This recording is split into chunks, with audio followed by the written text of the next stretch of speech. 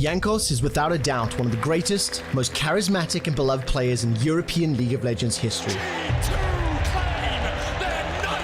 When I heard that Yike is gonna take my place, I didn't really know Yike. I think we scrimmed LDLC a little bit and he was their best performing player in our scrims. So I feel like it makes sense, right? He's very young, he's a rookie, and he was performing well in scrims. Trying to fill those talented and beloved shoes seemed impossible, especially for a relatively unknown rookie. Jankos is the GOAT of the Western Junglers. I think he's been the best performing Western Jungler we ever had. That's why it feels scary for me, or it felt scary at least, to replace him in G2. But I just have so much respect for him. So Yike decided not to try. Instead, he boldly forged the new G2 around him. The big difference between me and Yike is I think that I am a better facilitator for my team. He's a very selfish player, and I can see it in his playstyle that he really likes to play for himself. I think it's important to be selfish when you play League. That's how I've been playing for the last years, and it's been succeeding. G2 claim their 10th title! His laners support that because he has very good laners, so that he can look very strong behind them, and I think that's something I didn't do in G2. Before, Heretics was not really doing so well, but Jankos was performing really well. Everyone said that, and I agree. Since leaving G2, Jankos has only gotten better, however. Using his experience in shot calling, he is forging a team in his own image, ready to show why he is still to be feared. I think we have way more competitive roster, and that makes me very happy, because even though I was trying hard last splits, I couldn't really do much because, I mean, it was very hard to play right. Team Heretics not gonna make it. Heretics in G2 didn't really have like the biggest rivalry because we couldn't play against them, right? We were getting like stomped 2 games in a row. Now it's gonna be harder for us because his team is very good right now, and I think it's gonna make it really exciting to play against him. Yike has a 2-level advantage over Jankos as the gold card buys some time. Here comes Jack Spectra. Yike stays alive. That Royal Maelstrom doing so much work. This split is like the redemption split. We wanna make it to Worlds, we wanna make it to Championship split, but first we need to make it to BO3. And it's very tough because we performed very badly, so we need to finish at least top 3 or top 4 by the end of summer split. Jankos! Jankos! Jankos! Oh, it's just too damn good! Can Jankos lead the Heretics to victory over his former organization, where he once reigned supreme? This is our best chance, and we will show what we got. And if it's not enough, at least we tried our best. Or will Yike secure the expected victory? I did it kind of well in winter, not as good in spring, and now in summer I want to stay consistent. That's something I think Jankos is extremely good at. He's been consistent for several years, and that's hard to do.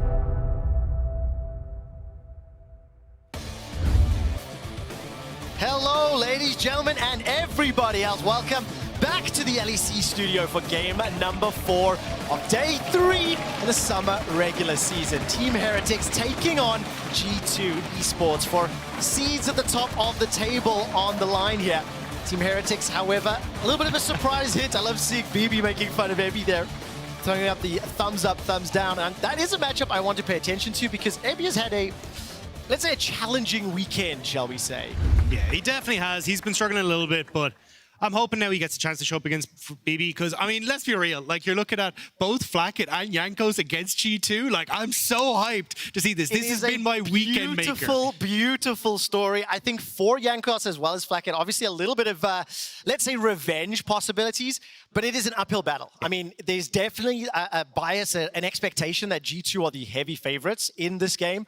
But the question is, what are they going to do? I think I want to keep my eyes on Caps as well. What champion is he going to run? He's been one of the players that has experimented a little bit more, shall we say, throughout the course of the summer regular season. Yeah, I think especially when you look towards what has been a very consistent game plan for G2. If you look at, well, Kog'Maw Braum, like 3 times so far for the bot lane. It definitely feels like they're looking at bot lane to be that late game insurance. You look at BB as well and things like Cassante, Poppy, Sion, he's kind of their late game insurance as well. Whereas it feels like the mid jungle is kind of where they're a bit more flexible. Yeah, you get Maokai pretty much every game, but for Caps, it's like, oh, we get maybe a little bit of his ear, so he'll play late. Oh no, we're going to go Nico, we're going to go Jace for mid game power. Like, it feels like they're trying to play through this mid jungle a lot more. And I think that's why we're kind of seeing a bit more of the old Caps come back into it as well, when he has that support to play the champions in style he wants to. I really like having those sort of late game insurances in some ways. And then, like you said, that kind of focused approach to the game. There's a clear strategy, a clear identity, and I think G2 are pulling it off. Just a quick update for you. We do have a very small delay on stage before we get to picks and bans. So I'm going to take this moment to explain the stakes. If G2 win this game, they will lock in the first seed from the regular season, even if Fnatic win their next game, obviously because G2 beat Fnatic. Team Heretics is already locked into that 3rd/4th seed. So Pool 2, which does mean that they will avoid Fnatic or G2 in that first round of groups, depending on whether they're Group A or Group B, of course. Yeah, and I think that's where we're going to have to wait and see exactly how this all pans out. For G2, you know that they are definitely going to be gunning to see if they can try and take that top spot. But also I think for Heretics, they will get leapfrogged. They'll like to try and take that 3rd place, even if it's just for pride. It may not matter a huge amount, but pride is on the line for both these sides. And we're going to have to see who's going to take it in this one.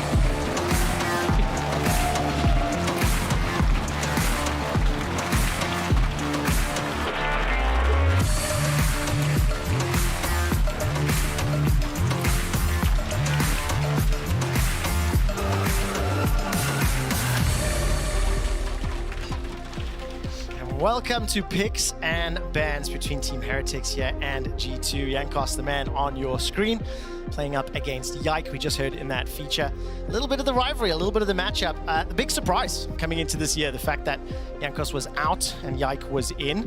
But now we get to see if Jankos can get a little bit of revenge. I'm very hopeful that we get to see these teams against one another in a best-of series. But for now, it's best of one. Yumi is open. Melio is open. Oh, no. Does G2 ban either of them? We're going to find out. I mean, G2 consistently bans Yumi, so I imagine it's just a case of, please, for the love of God, get rid of the cast. But, I mean, even leaving Melio open, it's such a strong pick. Maokai being open as well. We know that Yike would like to get his hands on that. So, yeah, I imagine they go for the trade. You probably take Melio here for Mersa, and then you get the Maokai on the opposite side. Now, I wonder if Mickey and G2 might play around a little bit. Mickey has a history, a penchant of playing things like the Pike, the aggressive engage support. He's been very outspoken about the Braum on Twitter, and I'm hopeful. But for now, it's going to be that Maokai instead, showing a priority there for the utility as well as that zone control. Also comfort for Mersa. When I think of Mersa, it's Leona, it's Nautilus, it's these big engage tools, right? So I think you're more likely to see him say, you take Melio, I'll take a Nautilus, I'll take a Blitzcrank, and I'll see if I can run it into you. I wonder if...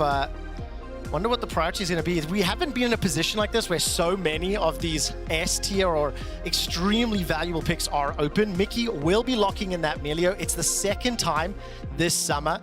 He had a 24 KDA the last time he played it.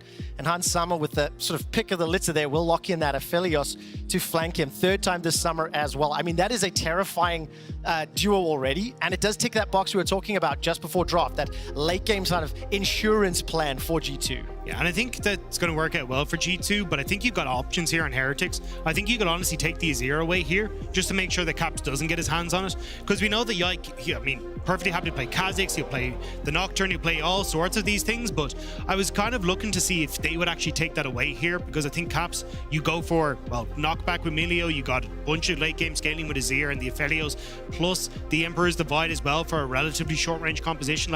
It could work out incredibly well here, and just to BB back onto a tank. Yeah, that'll be definitely something that will enable the front line, or enable the back line rather, from G2. I think I want to keep my eyes on Mercer as well, in terms of how and where he will end up supporting.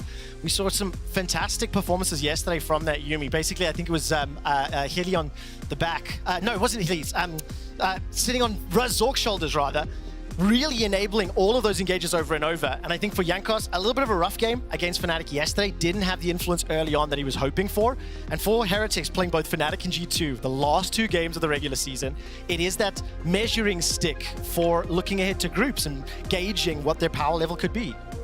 Jay's going to be taken off the board here for video, though. I think G2 very aware that you could go something like that AD mid lane here. Even could look towards a Tristana ban. That's the Azir gone. I was curious if we'd actually see the Azir go across and try and bait out that pick, because I think video, we've seen it a couple times now, would be happy to play something like a Sylas into it, and maybe that brings a bit more comfort to video, like back in Misfits days. That was one of his big champions that we'd actually look for a lot of the times, but not going to be the case. There's the Tristana ban. We'll have to see maybe an Ahri ban towards Caps as well, just as you know they're going to be on this next rotation very, very quickly. I mean, Vizio has only played 1 champion twice, and everything else has a single appearance in the regular season. It was 2 games of LeBlanc, then the Ahri, Talia, Cassio, Nico. Kai'Sa has been very diverse in the champion pool, and more mids banned again. Tristana, Syndra, Azir. So G2 now need to lock in one of their options. They've got that potential tank angle that you mentioned a couple of seconds ago. It's just going to be It has to be Cassante, right? Yeah. I mean, the last sort of like top tier pick, but this is a very, very different approach to draft than what we have been seeing all regular season. No surprises for the Cassante though. Yeah, I think for G2, it's kind of business as usual, right? We talked about tank top, late game scaling bot side, you've already got that. And we talked about how Yike and Caps have kind of been the ones that are mixing things up a little bit. And now we're starting to see it again. For Heretics, I think you're in a really strong spot, to be honest. You've still got Zeri Yumi, disgusting combo. You've got the Maokai as well. You're setting up for really strong team fights. And I think it's just a question now what Video wants to try and take in towards that mid lane. Could end up seeing something like the... Actually, I was going to say, most of the things, I think Ari's your best bet, but most of the other picks are kind of gone. But actually going to be the Kai'Sa going in towards the mid lane. So we're going to get this static shift Kai'Sa coming out once more.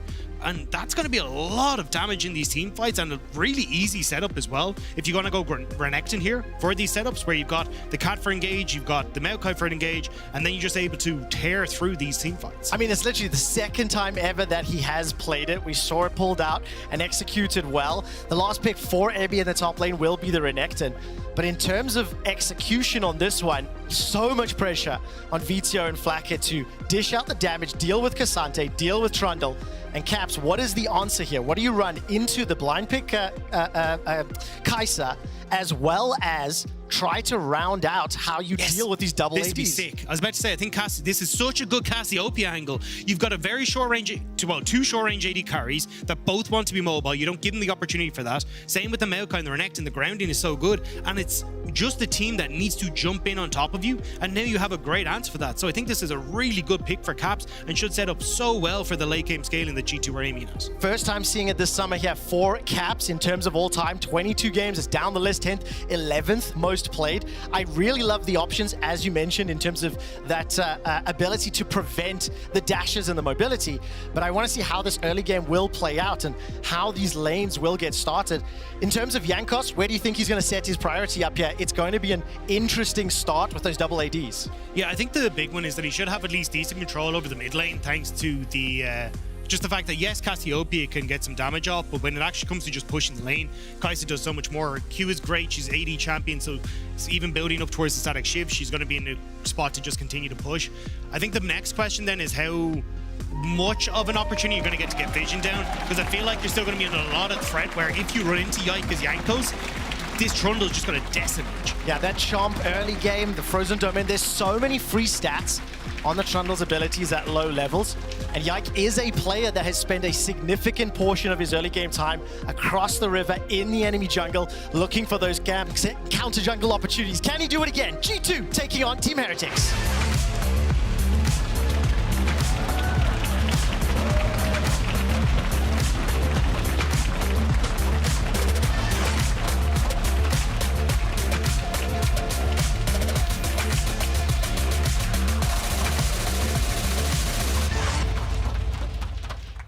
Welcome to Summoner's Rift.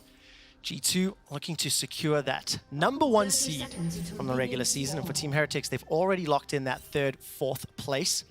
So for now, it's just going to be a performance test, really. An expectation setting test, because Team Heretics, they had a couple of moments yesterday against Fnatic that looked decent, looked good. But frankly, I think they were, because Fnatic made some mistakes. So what I'm hoping to see today, I'd like to see Ebby having a little bit of a larger impact on this Renekton. And obviously for Vito to continue to impress and continue to deliver on the consistent performance he's had for Heretics all summer. Yeah, I'd like to see Heretics kind of go back to the game plan that we actually saw from them week 1 and week 2, which was, hey, we're going to get an early gank. Actually, Flacket takes a bit of damage up towards the top side. So then Ebby can get control over top end. He resets, has TP available for 10 minutes, immediately TP to bot, and then start to play for dragons. Like, that's kind of been the Heretics way. And I think against a team like G2, getting control over bot lane is so crucial, because so much of their playmaking comes from Mickey, and so much of their late game damage has relied on Hans Sama. I mean, it was one of the teams that already demonstrated a conscientious approach to the teleport changes and making use of that at 10 minutes.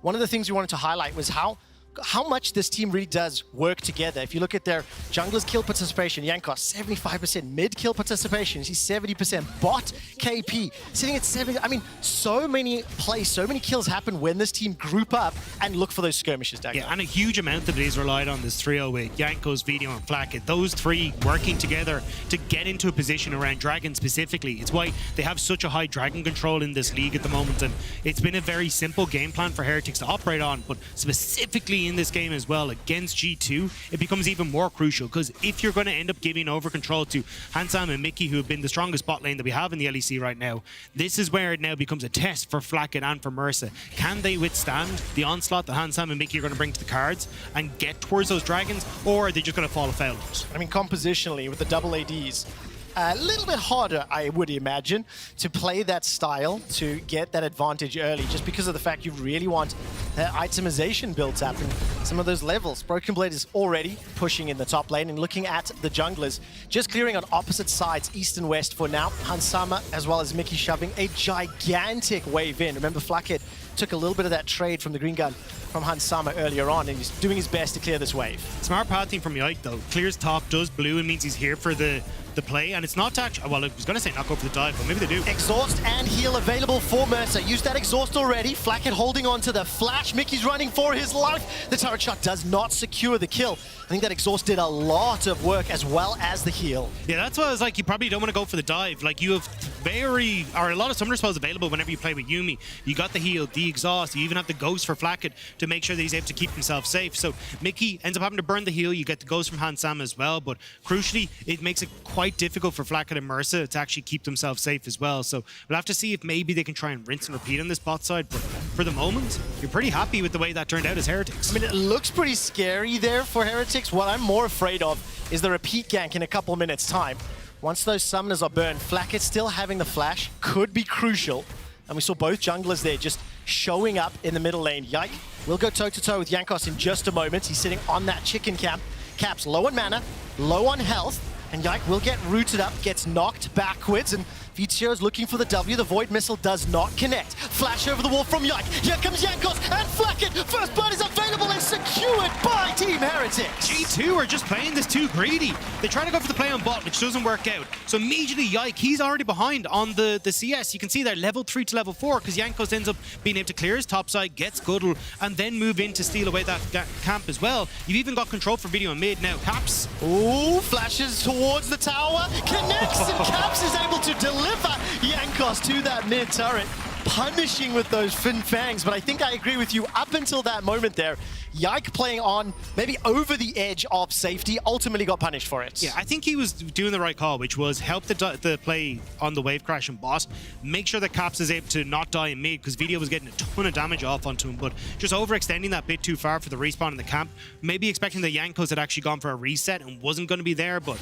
ends up getting caught with his pants down. Now, Caps turning that around though is massive against his old jungler and makes such a big difference. Good ward there from Video, so they already know that this is going to be a play, which is why Jankos is just sitting around. When you end up not seeing the Trundle on mid lane, Jankos just walks over to his Raptors, realizes that this is going down, and now they're able to just pick off Yike, because again, you don't really have control over bot lane with Mickey having to reset, so you don't have the affiliates pushed up in that way. Yeah, I mean, Yike's lanes were not set up to support him or back him up. Obviously, Caps was pushed back, and then because of the failed dive, Hansama and Mickey not in a great position. They did generate a sizable CS advantage if they can clear this wave, because of the fact that Flackhead had to back, managing to lose out, and maybe a wave and a half, 2 for now. Minor advantage in that bottom lane. I'm keeping an eye on those teleports as well. Still available for Abby in the top lane. He's reset, got those double daggers. And Yike still, like, even on levels for the time being. But I think Jankos will have a minor advantage as he's once again looking for an invade, maybe looking to throw some saplings down, get some information as the junglers are about to meet in the river. So potential fight on the horizon here, Dagda. Yeah, Yike wins this though, so Jankos needs some help real quick. Caps is also trading effectively. Level 6 is available for Vizio, jumping onto Yike. Here comes Flacket from downtown. Second kill secured for the Zeri. Caps is holding on to the petrifying gaze. Needs to stun up multiple targets. Hansama does not have that Moonlight Vigil. Vizio is going forward there, looking for the damage onto Hansama. Caps will pick up the kill onto Jankos in the mid lane, but it's Heretics running for for their lives. Miasma will not find a target, and Heretics should just about be able to escape. Ends up being a 1-for-1 in that middle lane. Blackhead's still hunting though, and Han Sama, I think he read the play there. As soon as he saw that work over the wall, he was like, nah, I want nothing to do with this. Oh, felt a little bit scary on the back end of that skirmish. So credit to Heretics, they started that one well, able to use all of their mobility tools to jump on top of Yike, but then they got punished. Yeah, I like how slow Heretics play this. So if you actually watch onto video here, right, Caps throws down the Miasma, and this is where he's grounded, he can't actually use the ult, so they play it nice and slow, and the second that Miasma disappears, that's when Blackhead leaps in with video. But this is where, again, you kind of just need to pass on out. Caps, though, able to get some good damage onto video, lands the Q, so this now puts Heretics in a really rough spot where, yes, it's a 4 versus 3, but you don't really have the opportunities to jump onto several people. Hans also having that cozy campfire means that he's able to get the extra range, so you're not really able to close onto Han Sama as well. So for Heretics, it just ends up caught between a rock and a hard place at the end of it. And if Blackhead wanted to try step forward towards Caps, the fact that the Petrifying Gaze was still available makes that so much more difficult. The threat of being caught out, stunned, and then instantly blown up. So ultimately, Team Heretics a little split. They get punished. After the play, though, Blackhead, 2 kills. He is down 20-odd CS, but because of those kills, he's technically up in gold. That is mirrored, however, by Caps' Cassio in that middle lane, who was the recipient of both kills for G2. Yeah, it's like that meme. It's like Jankos' hands are dirty, so Blackhead can wear rings and buy whatever the hell else he wants from the shop. But it does mean that Caps is having a great field day because of all the gold he's picked up as well. So I'd be slightly nervous, though, because, again, I like this Cassiopeia pick. I think it's such a good response to what we've seen, and that extra gold is also going to nullify a lot of the pressure video has in mid, at least until that static shift is completed, because Caps is just going to have so much damage. He's going to be very quickly able to get towards the Rod of Ages as well. And of course, because of the fact that Team Heretics are starting to be bully pushed back, those double 80 carries going to need to be flawless on their engage, need to combo perfectly with Jankos and Ebi. If not, we'll just get shredded down. Think of the entire kit they have to run through. The Miasma from that Cassio, the Cozy Campfire, the Breath of Life from Elio, all the tools in that kit. And we haven't seen the top laners too much this game. Broken Blade using that ultimate, trying to get to safety as Ebi using the Dominus. He's got a small advantage for the time being. And that will hold true for now, but the first dragon was secured by G2. And that's the thing I wanted to highlight. We were talking about, look, Heretics like to have this game plan to play for dragons so that then they can try and force these fights, but the problem is it's already been taken by G2, and even though you've got Jankos on this bottom side, Blackhead, he's just under so much threat. Hans Sama and Mickey been playing this this lane incredibly well, and honestly, I think this is more than a bait than anything. Ooh, a little bit of an engage. Jankos going forward. Blackhead is low. Hans Sama is abandoned, and the kill is secured. Didn't have the full kit available. No ult there for Mickey. And there was just enough crowd control for Team Heretics to pick up yet another kill. So they are keeping in touching distance of G2. Well, that's the thing. The bot lane has got 3 kills, but Han Sama is only 400 gold behind. Now, this will open up even more with some of the plays that are going across, but it's still not a massive lead that you're garnering on the bot side. G2 are still doing relatively well on the top end. So for me, for Heretics, you need now to find ways to actually blow open this game a little bit more. I think they have a good response here. I think especially when video completes the static shiv and Blackhead does get this Triforce, I think then they can try and commit that a little bit harder. But for the moment, just with how much scaling is on G2's side, I think Heretics need to work on it a little bit more. And of course, the first dragon, as well as that Herald going the way of G2, another indication that things are playing out. The thing is, though, I kind of expected that with a double 80 carry comp from Team Heretics in terms of the early game. Is going to take a little bit of time, will be a little bit challenging. In contrast to yesterday, significant improvement here for Team Heretics' early game. And like you mentioned, now we need to see how they set up for these fights and deal with this Cassio, who is once again stepping forward and just bullying VTO in that middle lane. Yeah, and that's the thing here is that, yes, your double 80 carry comp takes a while to come on, but specifically with static shiv, video actually comes along a lot quicker. The problem is just how much gold has been funneled into Caps, because usually video with the auto attack should be able to just continuously push the wave and look to roam. But because Caps end up with 2 kills early, now he's got all these plates, he just has more damage in the tank. So the second a Q lands, you just have to chase him down with phase rush, and it means that video can't control the wave in the same manner they're supposed to. Now Jankos, though, finds Yike. Once again, throwing down that ultimate, stepping forward, can't risk jumping onto that Miasma. Caps, no Petrifying Gaze available to him, but 4 plates secured in that middle lane. 1,000 gold lead in favor of G2, and that is a significant lead thanks to just a great laning phase coming out there from Caps. It has to be praised. and he's going to be one of the key carries to follow once we do get to these second and third Dragon fights. The entire kit is great. They're always going to start stacking up, and Caps is just having a sort of standout game here for G2. So let's turn our attention to Heretics. How do they try to arrest control with the composition, knowing it's about 2 minutes to the Dragon, and they traditionally have been able to get those objectives early?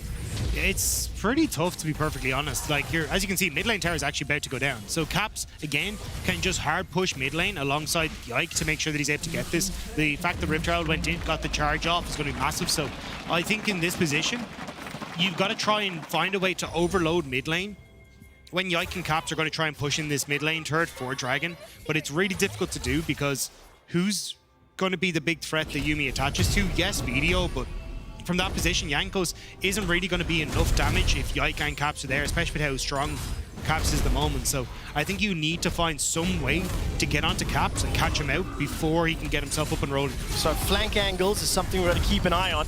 Another 1v1. Ultimates have been thrown down. Ebby needs to get that Qt on cooldown. Heals for now. Flashes away and Broken Blade wins it. He manages to pick up that kill. It's a disaster for Heretics. I mean, top lane now going in favor of G2, mid firmly in favor with a 1.7k gold lead, and bot lane with all those resources invested.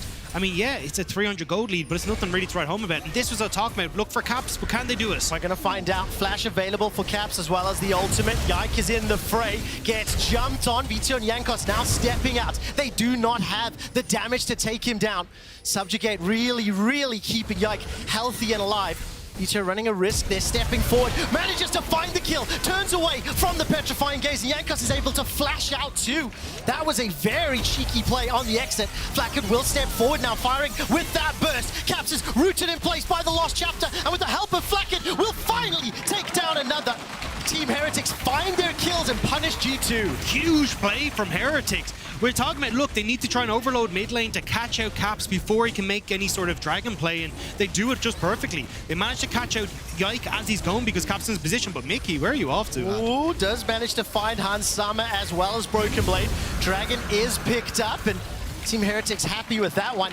You can see how quickly Team Heretics' composition can collapse onto a single target. G2 need to ensure they are grouped up and they are not lingering alone, because they can get taken down when they're singled out. And this is the thing, right? So Heretics actually catch out Caps as he's trying to push in that wave, which is just what we're talking about. But the problem that you see is that on the bottom side, you've already got the rotation coming through from the bot lane because they have push, which is why Heretics have to immediately run out of this. But as they step forward, G2 actually go that bit too far. Yike steps into the bush, gets slowed, that's the flash forward, and Hans Sam isn't able to get in position.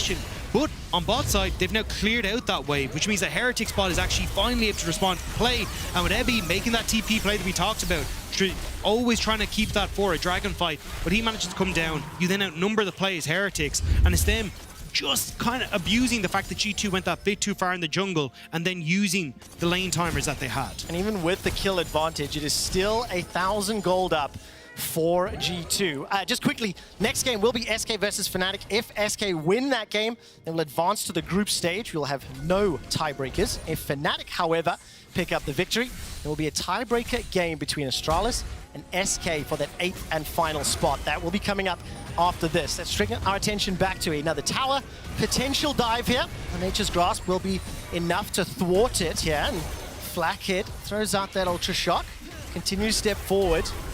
The ulti there is available for Caps, and now he's got to be a little bit careful because the mobility from Heretics can jump onto him quickly. I think you're happy enough with that, though, as G2, because now you know if you go towards Rift Herald, there's no Jankos ultimate available. So you should be able to be all right. Eddie? I think he reckons this time round, still outmatched both itemization and levels. Uses his entire kit just to run away. It is, of course, that mythic into just thrift store shopping for the time being. And Ebby is now being pushed back under the tower. Jankos making his way up top. But again, you can feel the sort of control throughout the course of the lanes here for G2. Zebi has started this fight, knowing Jankos is relatively close by. No ultimate for that Maokai, however, and that's a kill already secured for Broken Blade. Instantly traded back by Jankos. Jankos is playing this game so incredibly smart. He's reading everything that G2 wants to do and making sure he's getting there just a hair's breadth away. Now look, Ebby did go down in that, but when you look at the play on bot, or in mid lane, he reads that G2 want to push mid, so tries to make a play. He now knows that because his ultimate's down, G2 are going to make a play for Rift Herald, so he tries to sneak in top to get a play before that happens. Unfortunately, he isn't there just in time, but Jankos is putting on just such a good read of what G2's doing. It's just unfortunate that G2 managing to turn that around just in time. Now they should get top. They should have Rift Herald for a bot lane tower as well, or even if they want to use it on mid tier 2. And despite it, Heretics slipping further behind. I mean, they are falling further and further. 2 towers down, another Herald secured, as you mentioned. Can unlock another tower. But there's just this feeling that G2 have been punished several times this game. Team Heretics have got the composition to jump on them when they're out of position. Yeah, and this is what I was talking about. So Jankos forgoes his back so then he can get onto top side as the reset has already come through from G2 as well. So he manages to shortcut himself in here and tries to use that timer, but unfortunately, Ebby just managing to get caught means that there's just enough damage to take him down. So Broken Blade gets the return kill, and that then dissuades them being able to actually turn over towards that Rift Herald, because Ebby could have tried to come back into the equation, but just not going to be the case. Not going to be the case, and another dragon spawning in a minute and a half. Teleports available for all 4 of our solo laners. Flash is missing for VTO and Caps. If we look at the mini-map, already Yike stepping forward. Looking at the vision, there's not a lot of deep wards there on the G2 side, as now Yike is grouping up. And it feels like Team Heretics want to first of all get control of this mid-wave and potentially challenge this dragon. They've set up on the wrong side with Ebby, though. You can see that Broken Blade has now got pushing top side. So Ebby has his TP, should realistically be matching Broken Blade on that push, but is in a position. So now VDO has to move up towards top side. They're going to lose some of that the TP potential on VDO, but they'll also lose priority on mid because they don't have VDO now to use that Q to try and get it. So just misaligning on some of the wave states here has given G2 a lot of control, and they're perfectly happy now to shove in mid. They're going to threaten on towards the tier 2 if you actually compensate for Heretics in the mid lane, and now you've got to lose a lot of your vision as G2 are continuing to push forward. I mean, G2 also got that second item completed there for Caps. He's going to be able to put out a ton of damage. G2 forcing the bottom outer turrets. This will get booped by the Rift Herald. Teleport not being channeled. Caps is going to meet VTO in the top lane. G2 trying to usher Rift Herald a little further forward. How long do they stick around? The dragon is up in 3 seconds. And there are wards available for Caps to TP towards. Looking for that engage. Jankos, level 11, ultimate is up. Small advantage over Yike for now. And both Caps and VTO are resetting, considering and looking towards this dragon. Yeah, I think VDO needs to go top to catch that wave, though, as it pushes in, whereas Caps can start to walk immediately towards the dragon, which is why G2 going to start this one up. They know that someone has to try and compensate on the top wave. All right, Hansama, green-white, teleport coming in behind. 4 Caps, dragon is going down, reset, Nature's Grasp, tanks up multiple members of G2. Ebby cannot find the angle for now. He's got that flash available. Dragon 3,000, 2,000 being burst down. I think G2 may just about secure that one, and the fight has not yet broken out. No ultimate there for Jankos, means it's going to be very difficult to lock someone down. Need that Yuumi on top of a engaging champion, and at the end of the day, no fight, objective to G2. Great miasma from Caps. Completely zones Jankos out of the pit, so he actually can't get into position, but now you've exited down to the bot side as Heretics. You're showing on bot wave, so G2 are like, great, we'll shove mid, and immediately start to at least threaten Baron, get a TP out of Ebby, or we'll just take this objective. Keep daring Team Heretics to step into them, step into that Cassiopeia and Trundle. They're starting to burn down the Baron, going quite quickly with that Aphelios and Cassiopeia combination. Teleport already secured there from Ebby. Jankos waiting over the wall, and G2 will be happy with that. They get the objective, they get the TP, and they get out clean. Yeah, Ebby couldn't show on bot wave there, because that's exactly what they wanted. They're like, cool, we get the TP, now we get the opportunity to start to open up the map by using the fact that Broken Blade is the only teleport available on the map. You don't get bot tearing out. Video should be able to get mid, but I mean, with the position that you're in, where Hansama wins the push against Flacket and Caps wins the push against VDO, you're going to be able to be perfectly fine to just continue to push out mid waves, establish your vision wherever you want, and then start to dive between both the top and the bot tower and make this game really difficult to play as Heretics. It's one of these games, Dagda, that's quite difficult to put into words why and how G2 are just leading and taking control, because by at least the metrics and the statistics, it looks close. But it has been very coordinated decisions around the neutral objectives for G2. I think I do want to address, obviously, Yike has been a little bit bold on some of his invades. But other than some of those small mistakes that Team Heretics punished, it has been G2 making the first moves. They got the first Dragon, they got the first Herald. They obviously just picked up that previous one, securing that TP completely safely. So they do have some element of control here across the map. Yeah, and a lot of that comes down to G2 understanding, hey, we win when it comes to priority across the lanes, right? Hansama has push him mid at the moment because Mickey X and Hansama, as soon as you see Flakked, you press the go button and chase him down, and there's very little that he can really do. Now you've also got Caps, who, because of the opportunity he has if he ever hits a slow to just chase people down, is going to be absolutely absurd. So Video can't really contest Caps on push. So you automatically have push in 2 lanes. So G2 are like, great, well, we push mid, we're going to push top, then we can establish vision. And it's this slow grind and just a really good understanding from G2 of how to correctly use pushing lanes effectively in the mid game. So I think then my instinct is telling me Team Heretics need to find a hero play, a great flank, a surprise angle. Because I think if they do layer the likes of that Lost Chapter and the Nature's Grasp, they do have a lot of tools to hold members of G2 in place, but it is just so difficult to find that, especially when you're playing defensively, your half of the map is being shrunk more and more with those 3 outer towers being down. Yeah, I think what they realistically need to do is drop a wave somewhere.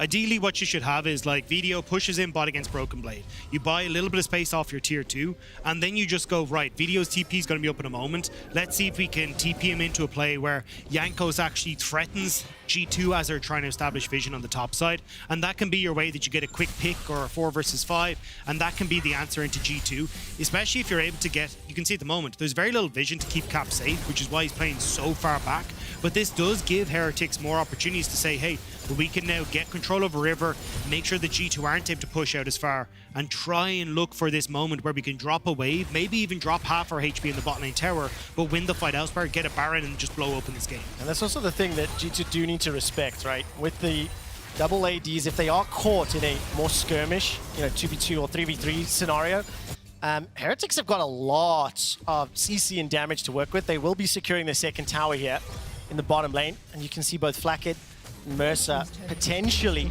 in the shadow of VTO if needed. While that's happening, teleport is available for VTO. G2 grouped up a little bit around Baron. They will need to do some counter vision before they try to start that objective, but again, G2 pulling that trigger, trying to force Team Heretics' hand. Yeah, I think what I'd like to see here is if you could actually get the push in on bot side up to the tier 2 and then kind of rotate like we're seeing at the moment with Video in towards that mid lane. You have Jankos who will come in off of this side here and try and look for a play as G2 are trying to get control over the mid wave. I think that's the best way you can play this as Heretics, and then see if you can find something, even if Jankos wants to try and move down towards the bot side. But now with the TP from Broken Blade, that becomes very difficult. You got to fight this 5v5. Okay, 10 seconds on the Dragon. Obviously the Baron's available. Ebby was in base. He's running through the jungle for now. Flakked and Vitio running behind that Dragon pit, hopping over the wall. And the Dragon has just spawned. This will be the 3rd of the game for G2. Ebby catching the wave in a moment's time as Mickey's been chunked very, very low. That long-range poke doing work for Heretics. Mickey's going to need that entire kit Emilio to keep him safe. Now they're backing away. I think they want to concede that Dragon. Not worth fighting, not worth getting jumped on. Do they fancy? How long do they stick on this Baron is the question. Yeah, they're just going to try and threaten it, but they do it incredibly quickly, and I don't think Flacked's going to be here in time. Might not be able to. Ebby's going forward. Nature's Grasp is thrown out. Vito still got that ultimate. The Killer Instinct inside the pit. Baron secured by G2. Vito and Ebby are running for their lives. They've been engaged on. Broken Blade trying to zone away the mid lane, and Flakked finally joins the fight. Throws out that W, and Vito still holding on to that Killer Instinct, holding on to that backline dive.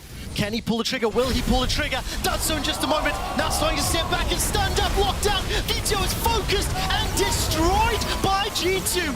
Flakked finally backed up by Mercer with that chapter, but it's too little. It's just a little late. And it's a 1 for 2, and the Baron goes the way of a G2. Chase is on though, and Hans Summer was tagged by that prowling projectile. It is so hard for Heretics to team fight. I like the idea from Video. It's, hey, I'm going to ult in, try and bait out Caps' ultimate, and then we can try and turn it. But Caps doesn't even blink. Immediately throws down the miasma, says, Video, you're too far forward. I don't have to ult here. We can just get you as long as you were slowed down. And G2 were able to turn it around. So it's a nice idea from Video, but Caps reads him like a book. Held his W perfectly, still had the flash, still had the ulti available. And of course, without Flacket there, you need that damage source to do anything to the front line. And this is where I think Heretics needed to drop Dragon, force G2 into topside to make the play, because you're just fighting 4 versus 5. But you can see here, Heretics are still like, we can actually win this. Low health bars, we've got both our carries up, we still have the Yuumi support here as well. But watch, Video, as Video goes in, he immediately turns backward. Oh, actually gets hit by it, never mind, gets hit by the ult there from Mickey X. And then that's just it. Just ends up getting completely caught up by the miasma. So great read from G2 from the play from Video. Yeah, great call there. The Breath of Life as well as miasma, as well as Petrifying Gaze. Every single tool is designed to counter the Team Heretics engage. I think it's also fair to say on the side of G2, very like committed engage tools. If Trundle or Cassante throw themselves at you, that's really the only way they do it, which is why we had that period of inactivity. Ultimately though, with the Baron empowered Siege, G2 are grouped up in this bottom lane. They pick up another tower while Vito's trying to apply pressure top. This is a 5-man push. Ebby still in that mid lane, has got the teleport available, holding on to it for now. Inhibitor secured, and Team Heretics, they're just being run down. G2, do they go for the win? I mean, they got time here. They get a Nexus turret at least. Now Heretics trying everything to keep them off. Nature's Grasp will hold G2 in place. The book is being read by the Cats, and Ebby forced away by Broken Blade. Jankos can't do a lot more as Flacket and Vito finally join the fight. Third item was just picked up there for a Vito. And again, if he tries to engage, the tools are there. G2 pick up the inhibitor, the Nexus turret, they dodge everything that Heretics throw at them and literally walk away. There's a nice call from G2. As Heretics are like, look, we're going to lose bot tower at minimum anyway, so, and the inhibitor, so let's just see if we can try and trade it for a tier 2 on top side, get something back. But I don't think they were expecting how difficult it was going to be to clear out those waves against G2, and G2 just turn immediately to get a Nexus tower, so making things a lot more vulnerable. But again, now you're just going to reset here as G2. You want to get back onto the map, make sure that you're able to try and clear out these remaining tier 2 towers as well, because you've got a third dragon potentially in a minute 45. We've also got the opportunities then to just slowly drag this game out to the point where Heretics just can't contest you. Every time they push outside of their base, you're looking into 4 items pretty much around the corner for the carries on G2. Yeah, and I mean, we're talking about it coming into the game. G2 with a win here, they secure it. We were talking about their approach in terms of draft, and I think some of the little bit more like creativity in some ways for Caps. Great answer into Heretics draft with this Cassio.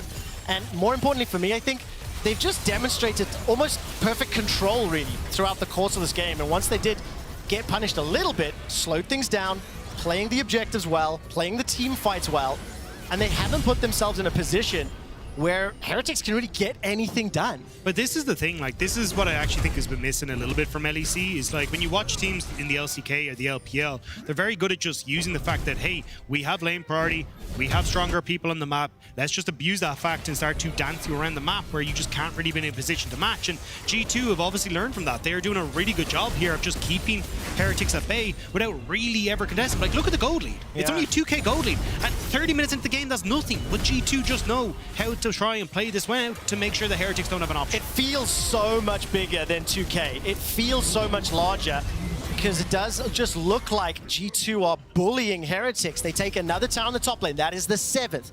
Ebby was pushed back once more by Broken Blade, trading in that inner mid lane. And now G2 turning their attention to the last non-base turret standing. Can clear it out, can go back. I mean, very small gold leads for every single one of their carries.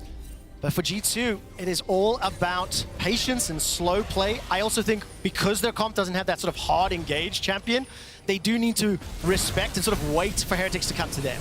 Yeah, the thing is though, like, they've already set up here perfectly. They're going to get Dragon. You can't, well, they're going to try. I was about to say, Video's on boss. This could be a potentially losing fight for Heretics, yeah. Like, you have to be so careful. Now you've given up this bot wave, so G2 just walk away. That's a TP over-invested.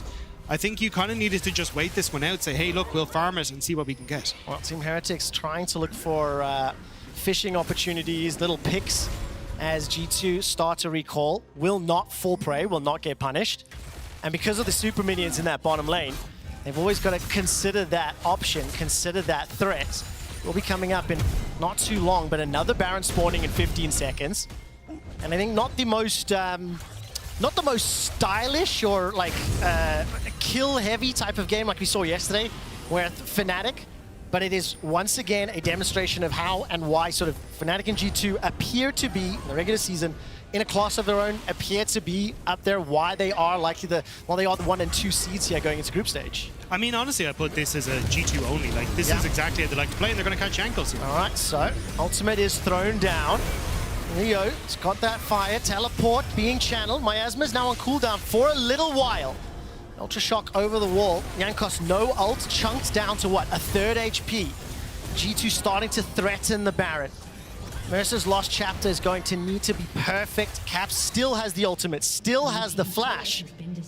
And it does just look like they're toying with their food. Look, minions pushing in towards Team Heretic's base, as Heretics are looking for an opportunity to step into the fight. But it's a bluff. You've no ult for Jankos. Nope. It's all on Mercer, and who's going to step forward with the cap line? Well, where does VTO go? VTO and Mercer. Ebby can get over the wall with the blast cone, teleport into the base. Caps is pushing, trying to take down that last Nexus turret. Another reply as the recall will complete from VTO. He's got that static shift to wave clear. 3 members of Heretics jumping onto 4 of G2. The Lost Chapter roots up just a few for now, and that's a shutdown. Jankos managing to pick the kill up onto Hans Sama, but under the tower, Caps gets the kill. Now there's no one defending that last stand, and all of a sudden we have a brief pause. What a situation. I did not see the 1v1 in base at all. Were you watching it? Yeah, so basically we got Caps who ended up getting on towards, but just with the flash forward is able to get onto video. But I think the crucial part of that was Ebby flashing in onto Hans Sama, immediately gets the stun. So I have a feeling that might be, well, I'm trying to look at the items there. No, I was going to say, I feel like that was kind of the big difference maker. Maybe that was where the pause was coming about, but really good play from Ebby in that fight. Just the fact they got to kill Hans Sama means there's no damage left in that fight to carry it through. Finally, Mercer finding that angle in the 4v4 ultimately, getting it across multiple members of G2. But of course, the fact that VTO died, assuming we go back into the game where it is, how do they get back in time? Can they? This is a couple of minutes pushing towards that last Nexus turret. So Caps was on a mission to try finish the game solo. Yeah, it's not like it was a crucial moment or anything. Maybe we should let this one play out because mind-boggling. Oh, that was insane. I mean, the fact again that you're in a position where this could potentially be the turnaround for Heretics, where they've now got control over the team fight. It's in front of Baron as well. Like, oh, I don't know. This is so tense. Oh man, this is tense. And it's also, what I really like is that even though this game doesn't have the largest stakes and impacts on the standings, it does give us a little bit of a taste of what we could see, you know? G2, if they do close it out, they take that first seed guaranteed. We know that Team Heretics in that third fall. Quick update for you, our league officials are currently talking to the players, discussing the reason for the pause. I do not have specific details for you at this time. The moment I do get them, I will share. And I just want to say I'm still kind of impressed by Team Heretics. I think the changes they've made, I think their approach to the game, it's been a great bounce back from their performance earlier in the year. Yeah, I think it's finding that identity for them was the big thing, right? The fact that they found their way to, hey, we can play around strong mid jungle, we can try and lean that into Dragons alongside Flacken and Mercer on bot side, and then continuously play for this, even with Ebby sacrificing lane to make sure he can play around the spot side. I like that they have this identity, but I think this is the problem when you play up against a team like G2, and kind of what you were touching on as we were getting into draft is how diverse G2 are. Like, they can play multiple different styles. Like, yes, a lot of it tends to be, hey, we're going to go for late game scaling, because that's kind of the patch we're on. But like the fact that they're able to play for Jaces and play through strong mid jungle themselves and then lean that into, we can play for Riptors, we can play for Dragon, we can do whatever we really want to, and then still rely on this superb macro. That's what makes this team such a threat. The thing I am just a little nervous about is how close the game has been, at least as far as farm, gold, itemization. I think some of those early kills could be problematic as we are in this situation. I will let you know that it was Team Heretics that called for the pause. They have reported a bug, which league officials are currently investigating. That is all the details I do have for now. And while they do review that footage and continue to converse with the players, we just have to look at the bigger picture, look at the game. Because I think, again, I want to build on that fact is that, yes, we mentioned it's only 1, 2, 3,000 at this stage. It feels a lot bigger. Yeah. But because of the fact that it is so close and the itemization is sort of there for Vitier and for Flacket, if they do find an angle, if G2 are just a little bit out of position, it is much easier for Heretics to punish them. And that's the thing. If it is gold diff, but it's also comp diff to a certain extent as well. This Cassiopeia, like, it's why I was so happy to see it coming through in draft. It just nullifies so much of this short-range composition. The fact you have to dive in. You can see Video how much he's struggling to try and play around both the miasma and the petrifying gaze as well in all these fights. So I think when you're looking at Heretics, it's not only a case of, hey, we need to try and find this moment to find a team fight. It's we need to be coming at this from every which angle. Any way that you can find, like if you're coming from 5 different directions, fantastic, because maybe then you can have a threat onto the backline. Like you have good assassination potential with Video, and if you can try and get on towards like Ebby flashing in or diving in onto the backline as well, but it makes it so difficult to try and find these multiple angles of attack when G2 have the amount of control that they have in this game right now. Yeah, I mean, the fact that they've only lost, what, one of their towers thus far, or at least up until 30 minutes in the game, they were always playing forward. They were never really at risk of being flanked. Their jungle was never under threat at all. And that is what has allowed G2 to be in this position. And thank you, Berlin. This is a lot of noise, a lot of excitement. And I think you could also feel as that game was slowly drawing out, it is tense. It's one of those games where you can feel the slow suffocation of one squad, but it is on a knife edge because, again, of the fact that Yike started the game in a little bit of an interesting way. Well, see, yes, Yike started off in an interesting way, but I think this is the thing about G2 is they try to end the game in an interesting way as well. I'm worried that this might be a Caps Nico Ward situation where they might have overdone it trying to go for it. We'll have to see if Heretics have been able to bring it back. We will indeed. All right, unfortunately, I must apologize. There will be a continued pause as league officials are investigating. For now, we're going to head over to the analyst desk to break down, hopefully, the game or talk about some other fun things. Do you have any fun things to talk about, guys? I have so many fun things. Oh, hit us with one fun thing before we get into game discussion. Did you know that I learnt to juggle to impress a girl? I also know that story's false. What? I know you too well, Benny. No, it's not. I know it's a lie. To impress a girl. Okay, can you juggle name the girl. bottles? No, wait. not Name the girl. Name the girl? It was so many years ago. You learned to juggle for this girl. You can't even remember her name, Benny? Well, the juggling is what I remember. Okay, what did you juggle? Juggling balls, the traditional Oh, juggling balls, not temping. No. I'm not that advanced. That's why I couldn't juggle water bottles, because they're not the quite size. If you gave me apples or oranges, I could juggle those. If we can get apples or oranges at some point, please, to the desk. I want 3 of them. I Anyway, don't think we have enough apples or oranges. Let's talk about Heretics G2. Let's talk about Heretics G2. So this is very the draft. competitive match so far. It has been incredibly close, surprisingly so. And I think G2 are struggling with the draft they've picked to actually find fights on their terms at all times. I mean, the way that I felt like the game was close to ending, the way that I saw it. But yeah, we got the pause. Anyway, anything that stood out to you, Goldberg, in terms of the draft? I've been talking Did he about... just do that?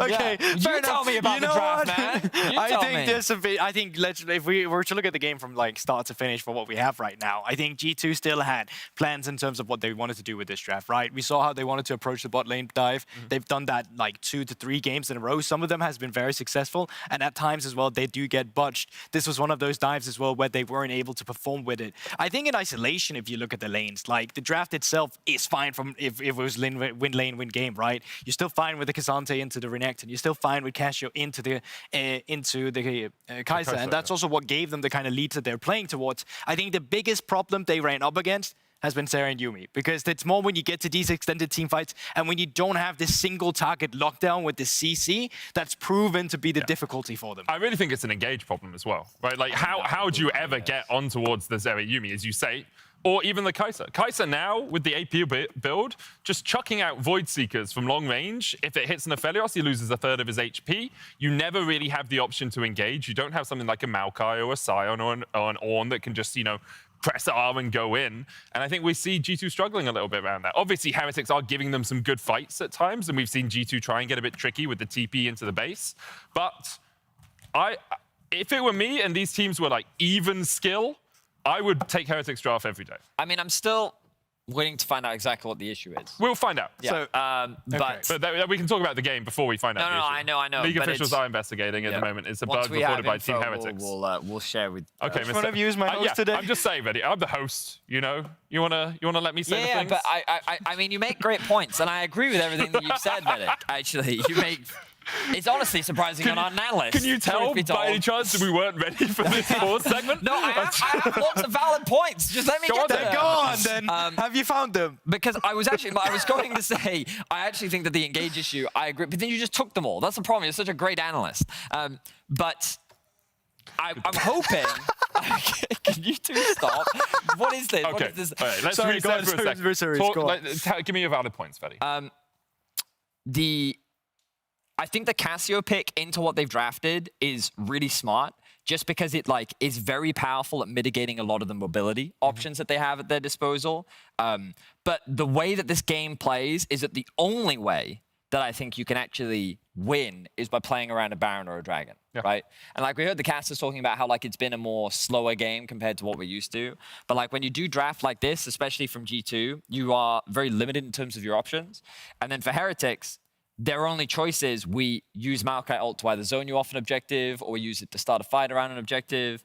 But again, the moment that the Maokai ultimate comes down, Trundle Pillar, Miasma, Melio ult, it's and then that's the way they've played them as well, right? Because if they do engage on you, it's more like, let's get that pick and then let's kite back. It then becomes a problem when it's the more extended team fight, and that's kind of what's made the game as even as it has been as well. And while we're waiting to get back into the game and waiting to see exactly the bug that was reported by Team Heretics that's been investigated by League officials, let's have a look at some of the action that did happen in the game, specifically a fight around the 13-minute mark, around the mid lane. I want you guys just to talk me through how you feel or how you have analyzed the team fights are really being set up by both these teams. Fetty? I was watching which replays we had, because this was one of the early fights that we actually had where G2, I mean, I like the initial setup from Heretics, actually. The use of Yanko's ultimate, I think, was really good to catch Caps off guard, but it was hard for them to really follow up. And Caps, in terms of how he was actually, taking advantage of the Cassio very early on, I was super impressed. But, I think it's awesome. This skirmish just demonstrates how difficult it actually is to lock down your opposition and convert it into a kill. Yeah, but I think this is also the overextension we've seen from G2 as well, right? It goes exactly into what we were talking about. You're trying to find a pick and down in towards Raptors chasing in there. While you do have the first bot lane move, it's still not that late into the game where you're able to blow them up completely, and it's still tanky champions you're dealing with. And then when Flacket finally comes around and picks up the kills on Seri, well, that's kind of what's put them in the tough spot they were in. And even if you have first move, Zeri is actually a very mobile AD carry. She can close that gap very quickly, just jumps over the wall and catches up. We'll have another look at one of the later team fights around the Baron. I think we'll see sort of the same foibles of G2 and the same faults in their composition coming to the fore here.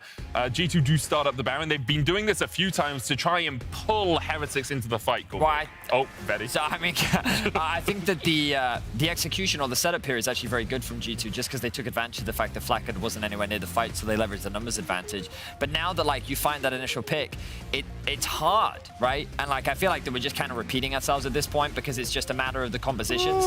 That was bit of a blunder from Vito, but the main takeaway from this is that G2 only have a window when Heretics actually make the move. It's kind of G2 reacting to the plays by Heretics.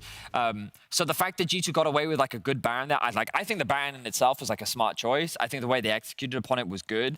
I think that they should have just tried rather to disengage immediately afterwards to get as many Barons off as away alive as possible. And going for the fight was a little risky. If it wasn't for Video making that mistake, I think that could have been much worse than it actually ended up being. Would you agree, Gilbook? I mean, I think Vedi is a very smart analyst, so yes.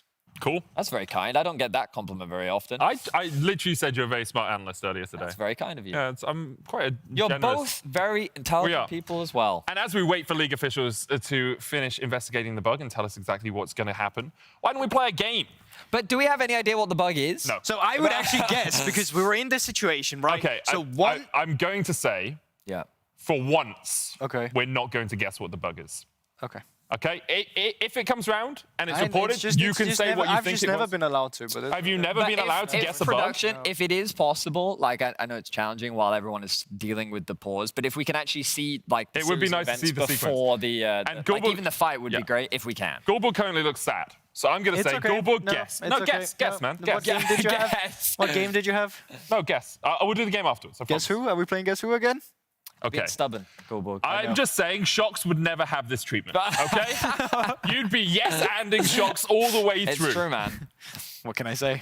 Is it because you got Masters again? Are you just getting a bit uppity because you're the highest ELO support in the LEC caster team?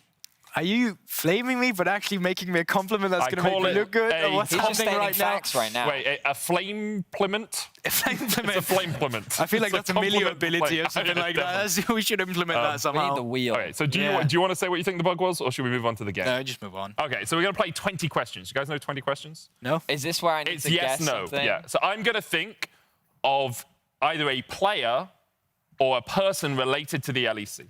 And you guys alternate yes or no questions. And if you can get it within 20 questions, you win. And if we can get the tens machine here, I'll shock myself. And if we can't, you guys lose. And no one gets shocked because I feel you've gone through enough tortures. Wait, you don't have the shock thing here. We're trying to get it. He's here. requested it. Oh wait, apparently we have the image of the moment before Baron fights. I love So images. do you want to have a look Yeah, at that, yeah. or do you want to do 20 questions first? I want to see the image. Okay, we're going to let's see the image. Bring it up.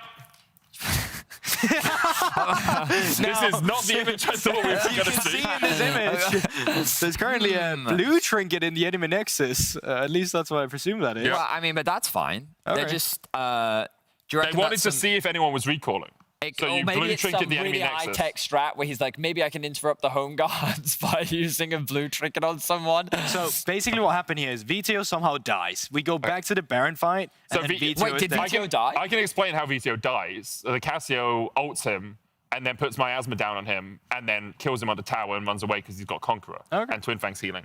I will say we've been told by League officials that they're investigating a bug with the Cassiopeia ult was and my an guess. interaction with Heretics. Well, good job, Mikkel.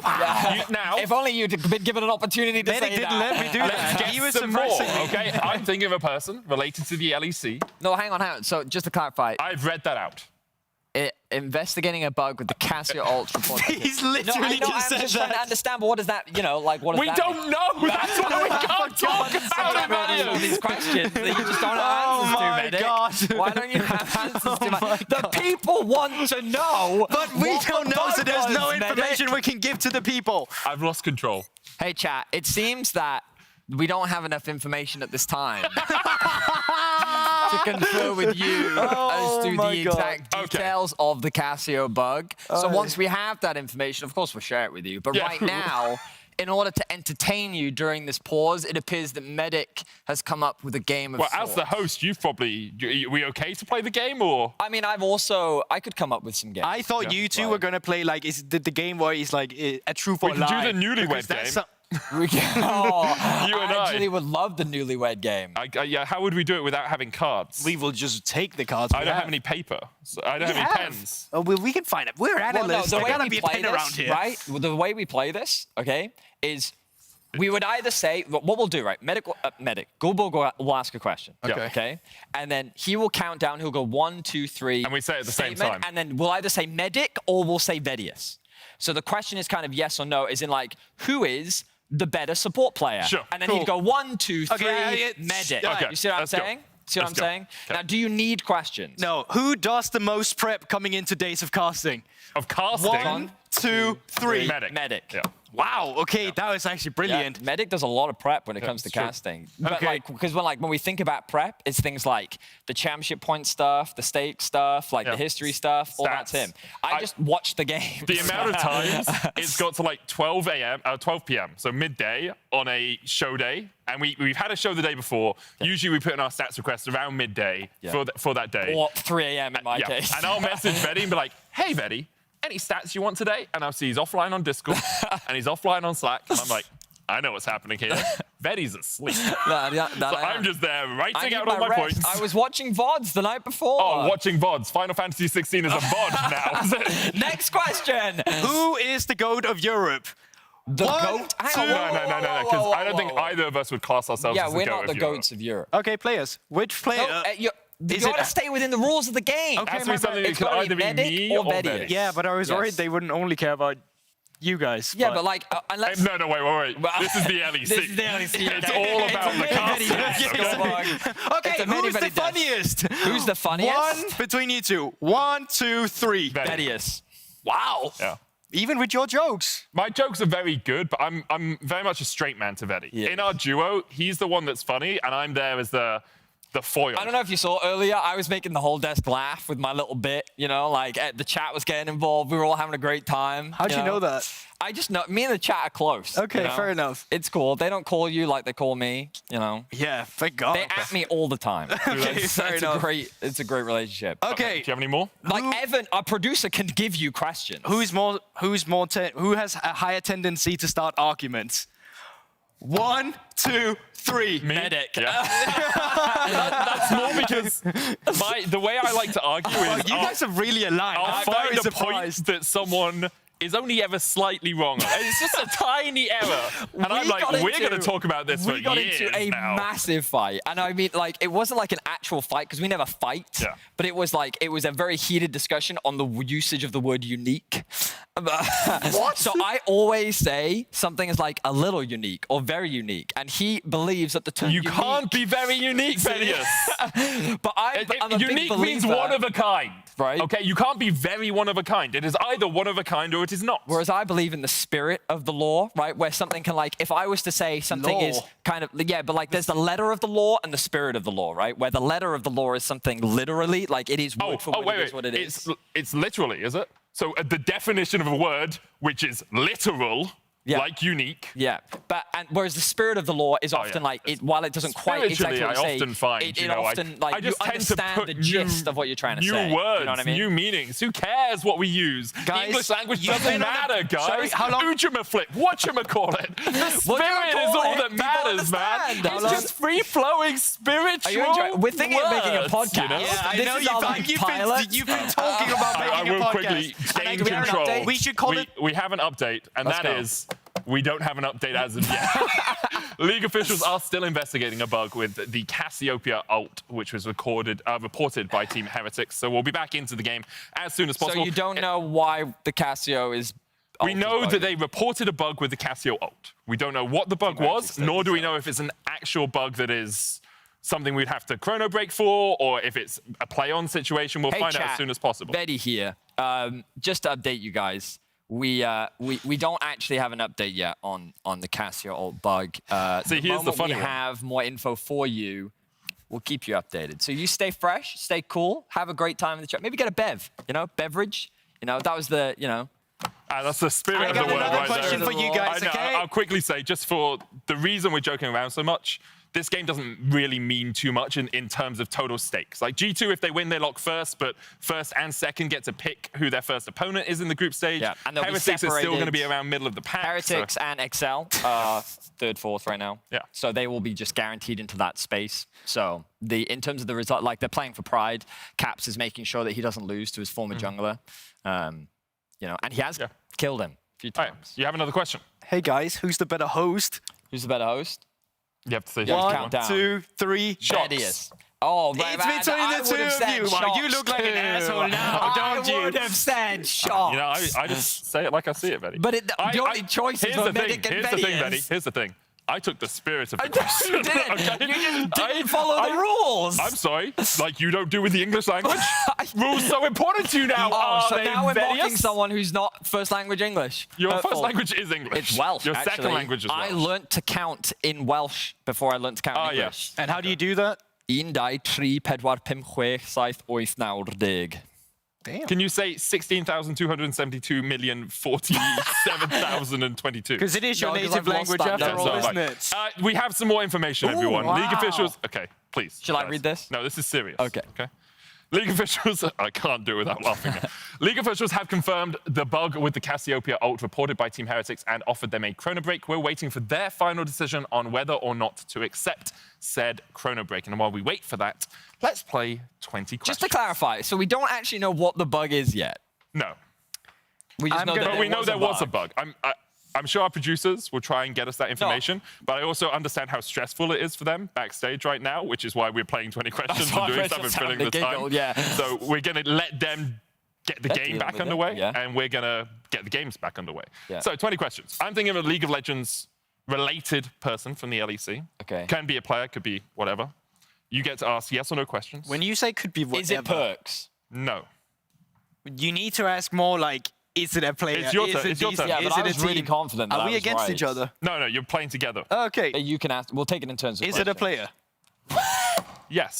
You just said player and He literally said whatever. it's a player in the He LEC. said That's how he said player. the No, I said player or whatever. caster, or like He said whatever. a So person sorry, related I to needed the to LEC. clarify that, but he is. They are a player. Thank you. 2 questions.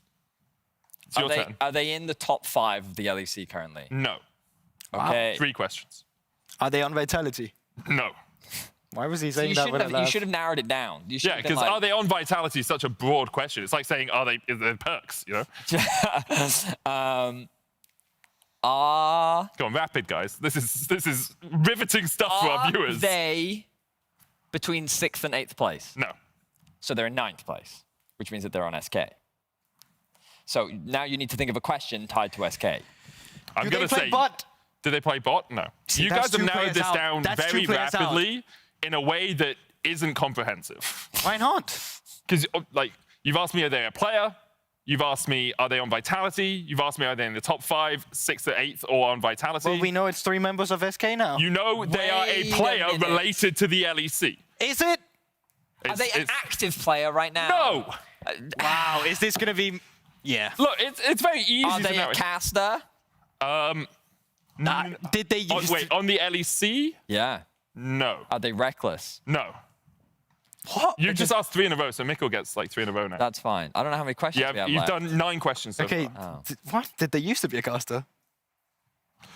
I mean, they have cast Oh, then I know who it is. 10 questions. It's your go.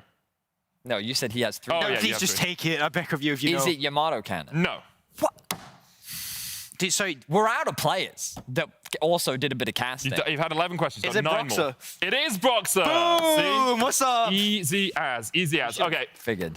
What? Great fill. Great filling of the time. I'm now going into serious mode once again. League officials have confirmed the bug with the Cassiopeia ult and reported by Team Heretics. They offered them a Chrono Break, which Heretics have accepted. League officials are currently initiating the Chrono Break. The pause happened at 32:35, and we will go back to 32:15. Okay. So 20 So 20 seconds behind. So we'll have a look at the Oh, bug we get here. to see the bug. Okay. Mikkel said it's to do with the Cassio ult. Yeah, and... Oh. Yeah, I see okay. that. I see that. That Yeah. is fair. It's like peripheral vision. Yeah, for sure. You know? it is.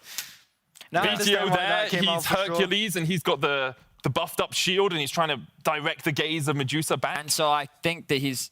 Yeah, he's- so is it basically- because he He like, clicks in that direction to turn, but he isn't actually but he's- facing that I way. see, Yeah, yep. I That's see. interesting. Well, I understand then why it took them so long to. Yeah, I understand why it took them so Makes long sense. to decide that because that's a tough one. Obviously, we'll run through the Chrono Break and get back into the Yeah. game as soon as possible. But So an you're gonna understandable have to look report. at our ugly mugs while we resolve that. The Chrono Break is currently happening right now. Do you have an ugly mug at home? I have a couple of mugs that I keep for sentimental values, but they are not attractive mugs. And I'll only have they're at the back of the cupboard. I feel like is that your Darth Vader one? So the Darth Vader one broke, sadly. But yes, that was one of my ugly mugs. And the other one is a 13 mug from Alton Towers. Really fun ride to go on, but it's too big for the dishwasher. And it's very good for hot chocolate, Right. but really not too good for anything else. Because I'm a big guy, but it's like this tall and it's heavy. So it's like a pint glass. It's basically a pint glass in mug But for form. tea. Yeah, well, I'm a coffee guy. That's fair. But if I put coffee to the top of that, I am buzzing. I'm like bouncing around the walls. I've never understood, Me and my like- cats are like running around. You know those like the pint glasses are see-through. Yes, Like glass. Yeah, the pint glasses are see-through. I'd watch this My podcast. statement was not incorrect. Okay, nothing about what I said was incorrect, right?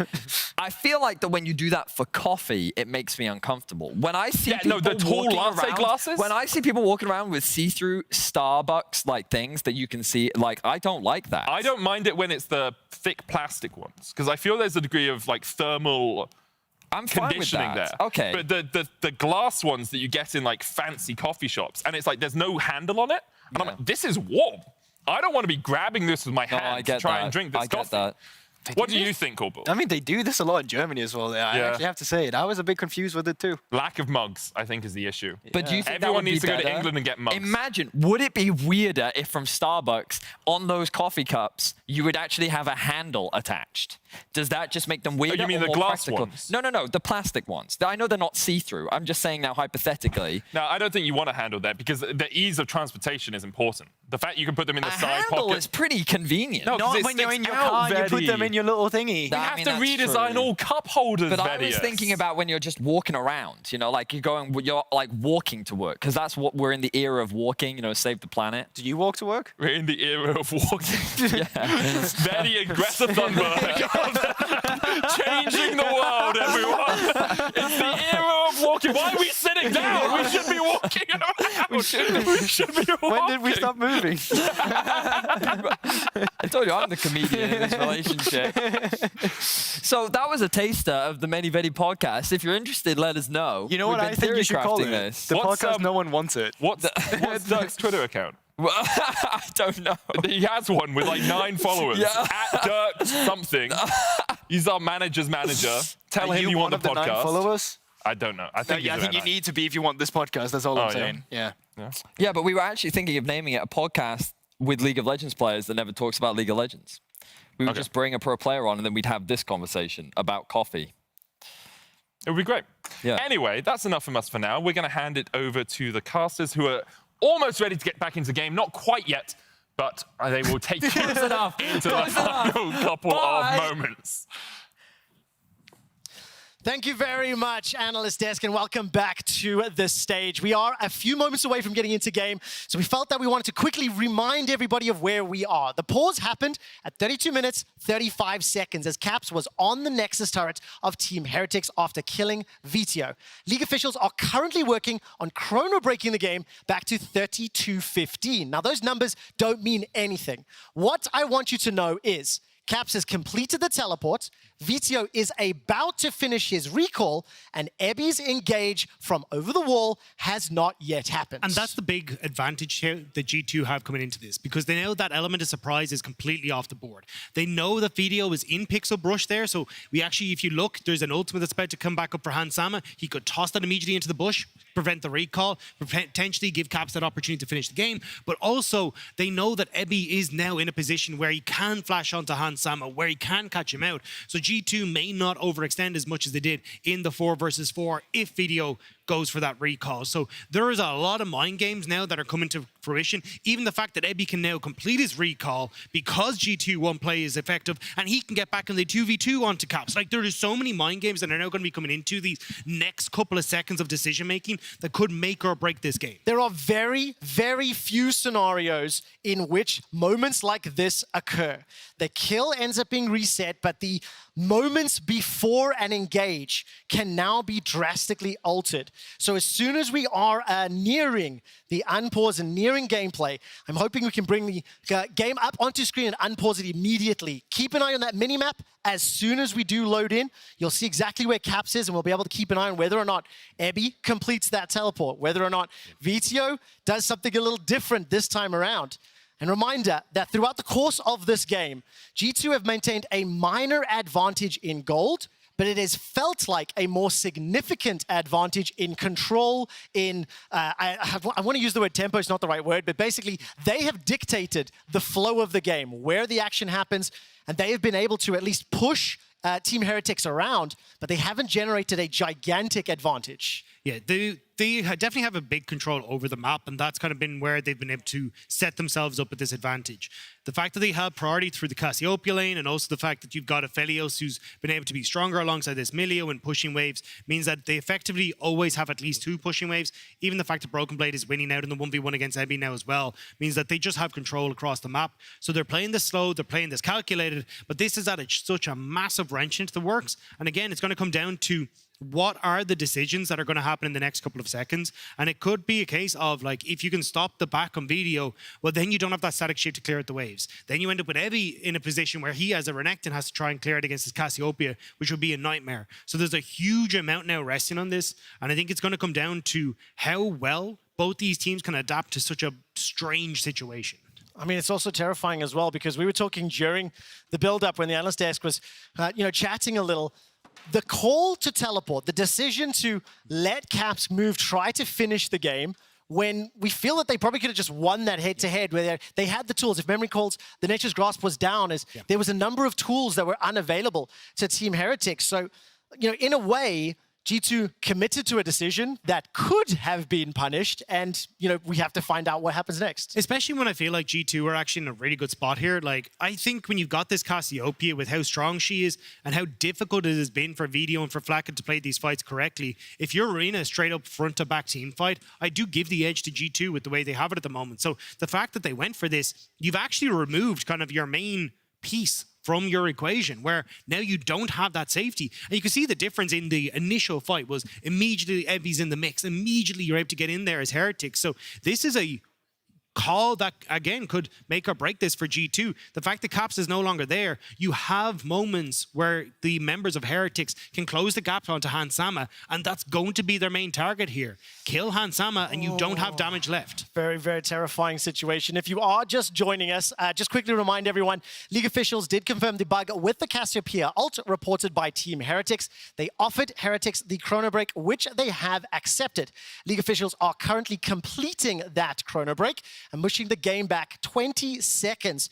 They are still in the midst of that Baron and base push scenario. I do hear that as we are running through all the technical scenarios to get the players back into the game, it will take a moment or two longer. As soon as I know exactly when we'll be loading in, I'll highlight for you. But for now, let's quickly just step away from the game for a moment. Take a look at the standings. Remind everybody what is at stake here, because if G2 end up picking up that win, they will guarantee that #1 seed going into the group stage. Heretics, regardless of the result, they are locked into that 3rd, 4th position. Yeah, they will drop down to 4th. Excel on the head-to-head against Heretics. So if Heretics lose, they'll match 5-4, which means Excel leap ahead of them, which incredible stuff for Excel. Like, for a team that people didn't have a huge amount of faith in, for them to now potentially be looking down the barrel of a 3rd place is incredible. And for G2 as well, with the year that this team has had, they want to make sure that they are getting that 1st place spot. Yeah, of course, especially after how the spring split ended in terms of their performance versus expectation. G2 definitely on a tear. I love the line that Yamato had earlier in the week. Nature is healing. Fnatic and G2 sitting at the top of the table. But I think importantly as well, that 3rd, 4th seed, not the most important whether you are 3rd or 4th, other than bragging rights, because you're sitting in pool 2. So you do have that ability at least to avoid Fnatic and G2 in the 1st round of the group stage. Of course, whoever's 1st and 2nd will pick their opponents, and that means you'll play whoever is left. We will do that draw show at the end of today. And if you are here and haven't heard, SK and Fnatic will be the next game. If SK win, they will advance to the group stage and they will eliminate Astralis. If Fnatic win, then that means we have a tiebreaker game for that 8th and final spot. I really hope I got that right because I wasn't reading my notes. Yes, thank you, Decker. Yeah, it's all in for SK in this next game, especially with the fact that BDS won. It's put a lot of stress now on towards SK to make sure that they can try and pick up that victory. So I have to see if it's going to be the case or if it's going to be a very sad Astralis going home, because I think this has definitely been one where Astralis have struggled in the meta. They haven't really found the style they want to play. I personally loved how much they adapted with things like the Yasuo mid, the Rumble top for Finn, trying to find ways that they could actually play their style of game. And it worked out on occasions, especially when you look at the damage percentage numbers for people like Finn. He was pushing like 28% of the team's damage. When you're playing things like Gragas and everything like that, like even I think he had 31% of the team's damage on a Gragas game at one stage. Like, those are absurd numbers to be having as a top laner. But it was a style that worked for Astralis last split. They tried to bring it back in again, but not really in a position now to find that success, and they're hoping and praying that SK fumble and they get a second chance at life. I mean, looking back at the game earlier today against Koi just really ran away with it after the Rift Herald. It was dead even close, laning phase at 8 minutes, and then that Renekton Vi Nico combination just dumpstered at every objective fight, and they didn't get an opportunity to get back into the game. Definitely one of the more impressive games that we have seen from Koi. And I will again apologize to our viewers as our league officials are still working on this Chrono Break. It is difficult turning back time, and there are some challenges associated, so they are still working on that. Yeah, I think just coming back to the Astralis as well, their championship points don't leave them in the best of spots either. Like, they're sitting at 105 at the moment, tied with SK. So if SK end up leapfrogging them, that's going to be Astralis then moving out of our championship points. We won't be seeing them then in our season championship, and it'd be pretty heartbreaking. So it could be today that is the last time that we see Astralis for the remainder essentially of the year. And I mean, it has been a tough year. A lot of heartbreak, a lot of surprise this summer, because the teams that did perform well earlier in the year now starting to stumble and be supplanted by the teams that struggled pre-MSI. The roster swaps coming into the summer season have been very, very effective for some of these teams. And I will say thank you to the team, the players, and everybody in attendance here in Berlin. This is a tough situation to be in. A spare thought for the players as well. I do believe they're still not allowed to talk. I don't know the official rules, so I won't speak in too much depth. But I still believe that in these situations, they're not allowed to discuss the game, have to sit in silence for a while. There's a limit on that. They did get a bathroom break, so they're still being looked after. And what a tough situation to be in, because all the possible scenarios we were running through, you know, like once you unpause the game, you don't know what is going to happen, and you have some kind of info, but it's a blind guess, right? But that's the thing. I think the fact that there is no real pressure on this game, is in like it doesn't have a massive effect on standings. Obviously for G2, you'd like to pick up the win and guarantee first place, but it makes it a little bit easier. So then it's not like, oh crap, what the hell is going on? Your brain's going 90 trying to figure out all the different scenarios and how you're going to play it out. But it does give an opportunity for Heretics at least to try and figure out how they want to try and respond to this. Do you want to immediately go for that team fight? Or if you're someone like G2, it's how do we try and respond to what was honestly going relatively well up until that Cassiopeia ult for Heretics. Like that was actually a one situation in front of Baron. Like either side being able to pick up a win here gives them Baron. If you're G2, that's essentially the end of the game because there's only one Nexus Turret left. For Heretics, with how close the gold has been, that could blow open the game to a certain extent where you're just so much stronger now. You get more items on this AP Kai'Sa, her pokes going absolutely nuts. Like there's so many opportunities that could come from this one play. It is a different situation to be in. I still cannot just get that instinct or that gut feeling that the control that G2 have demonstrated is good, but the ability to sort of punish the kills and the amount of farm that Heretics was able to secure is potentially scary. I know it is a tough situation to run with. When you look at the comps, when you look at how sort of defensive G2 have played, re-engaging or waiting for Heretics to make that first move. But when you are 35 minutes in, 3-4 items, you have to be absolutely flawless in your execution. So for me, it comes back to, again, G2 showing multiple different colors and multiple different styles.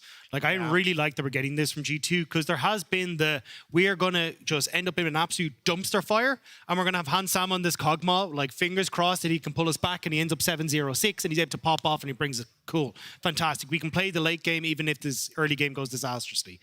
Then you kind of get these compositions where it's like, right, we're going to run Lucian Jace and we're just going to play absolutely crazy, even things like the Draven as well, and just go ham, win the early game, stomp you out of the game, and make sure you have no opportunities. This is a very different look from G2, and I definitely think it's a look that they need to practice, where it's you play macro, you play slow, you play off of lane prowls, and that's what you want to try and do to get back into it. Well, ladies, gentlemen, and everybody else, hold fingers, thumbs, whatever the saying is in your respective countries. With a little bit of luck, I believe we are nearing the moment to go back into game. We will be dropping in hot. And as the Summoner's Rift is brought back up onto your screens, Ebby is able to get over the wall with the Blast Cone. Down in the bottom of your screen, Caps is pushing forward onto VTO. That's holding onto that petrifying gaze in the river. Flacket is pushed back by Hans Summer. The Flacket does stay alive. VTO this time round shuts down Caps. He picks up the kill in the 1v1, but the Baron is being threatened by G2. Video has no TP though, he can't get back into it. So at this stage, it's a Baron for G2, and that's going to be it. Okay, Baron secured by G2, base defended by VTO. Because we went back in time long enough for that Blast Cone to be up and available, G2 peeled back, was able to punish Ebby and Jankos as they chased.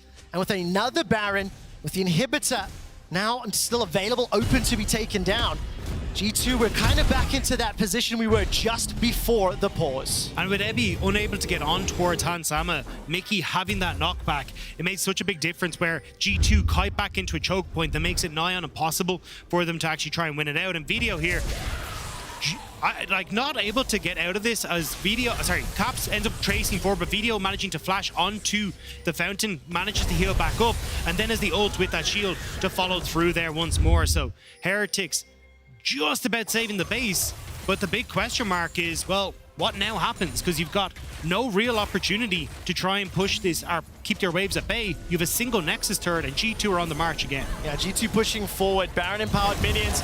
Pillar of Ice is up onto Mercer, who's flashless, and he's taken out, unable to get back to Flacket, sacrificing himself. We are obviously back on the old HUD as the Chrono Break does have problems with our new one. And now in a 4 versus 5 and Baron empowered minions. Jankos goes over the wall, he's level 14, pushed back by Broken Blade, and Ebby is being cut down by Red, White, Han, Summer. Flacket uses that ultimate and unable to do much more. Vizio has got the killer instinct available, but is not pulling the trigger just yet. Waiting to see if Hunt goes low, stepping forward, and that's it! It's done! Not enough damage from Vizio, the last man standing. And G2 will ace Team Heretics, win the fight, and turn their attention to the Nexus. It took a while to get here, but G2 have done it. They win the fight, they get the Baron, and Mercer. It's an honest effort, but that'll be all she wrote for Team Heretics. The final kill of the game onto Yuumi seems poetic. G2 Esports secure first in the summer regular season. A well-earned win at that as well. I loved the way they played the macro in this one. I mean, yes, it was slow. Yes, the goal was in touching distance, but you could see from 10 minutes on, there was just no control for Heretics at all in that one. G2 had the side lanes in their favor, were using the priority well, were constantly forcing Heretics away from these objectives, and magnificent game from Caps on this Cassiopeia. I am exhausted after that game. And it was tense the entire way through. I think today we've seen a couple of different approaches to the draft. We saw the double AD once again here from Heretics. We saw the Siva, the Cassio for the first time from Caps, and it was executed flawlessly. And of course now at 8-1, no matter what happens in the Fnatic game, G2 Esports will be the #1 seed going into the draw a little later today. And they are definitely going to be a gigantic threat as we look towards groups and look towards the summer split playoffs. LEC Player of the Game nominees, Broken Blade, Yike, and Caps. I think for me, Caps, he absolutely didn't, I don't think he misplayed a single Masma. I don't think he had much in the way of misplays, to be honest, for the majority of the game. I mean, just at the end there, right? But you look at the baiting Jankos in to flash underneath the tower and catch him out. You look at the opportunities that he's had with the ultimates, the miasmas, like even just zoning Jankos out of dragons with it. Really good understanding from Caps how to play the champion. And he just such a good counter pick in that last one. I really loved how G2 brought that into the draft. Yeah, very, very nicely done. So G2 Esports now set their sights on that first team to draw. And the draws later today. I hear from the producers that the interview is ready. Dylan Falco standing on stage with Trouble. Thank you very much, Quick Shot. Dylan Falco, thank you so much for joining me. Congratulations on G2 locking first as well.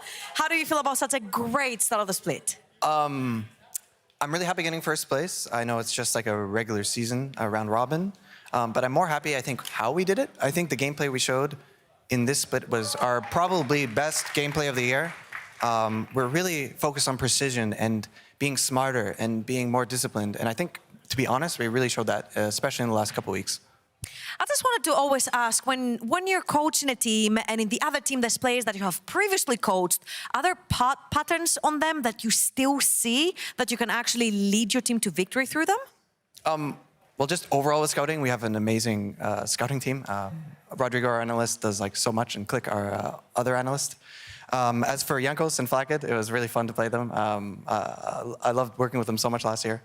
I think draft-wise, you definitely know the champions they're really, really good at. So, and some that they're maybe not as good at. So yeah, there's definitely a lot you can think about when you're playing your old teammates. Now, I'm going to take you a little bit far back. How do you think your team has grown since MSI? What did you guys learn from it that you adapted to and used to get such a great start? I think we learned so much, actually, from MSI. I think the first thing we learned by scrimming so many games against Asian teams is that mechanically we felt equal, actually, for probably the first time I felt playing internationally for many years. But we were lacking some things in how we played the game. we were too loose, we were too over-aggressive, we were not disciplined, and our approach to the game was different than the way those teams were approaching it, and we learned so much, and that's what we're trying to bring into this split. Well, actually, from what I've heard in general, your team seems to be real good at macro. You guys have excellent objective control and objective setup. Now, what would you say is the second best team currently in the league, and why is it Fnatic? Definitely Fnatic. I think their new roster is looking really scary. I think their bot lane got like a huge upgrade this split, and I think it's also unlocked like their mid jungle to really play to their actual potential, because I think Razork and Humanoid are really great players. Actually, they're the first team also, although still think we're better, in scrims that we feel like we can actually get some decent practice against as well. So I'm very, very happy, actually, that there's another really strong team right now, and I hope we can face them in maybe the finals or something. And that would be very poetic, because it has been a while since G2 and Fnatic were the two rivals at the very top of the league. Do you think they're going to give you a very good best-of series? We'll see. I'm really, really confident in my team. I think we're the strongest team, but yeah, it would be fun. Well, thank you very much, Dylan. Congratulations on a first as well. We're going to go into a very quick break, and when we're back, it's make or break for SK as they face up against Fnatic. Flash over the wall from Yike. Here comes Jankos and Flacket. First blood is available and secured. Ooh, flashes towards the tower. Connects. Level 6 is available for VTO. Jumping onto Yike. Heavy needs to get that cute on cooldown. Heals for now. Flashes away and Broken Blade wins it. He manages to pick up that kill. Oh, nice. What's strolling? Our pillar 5 coming. Let's go. Nice.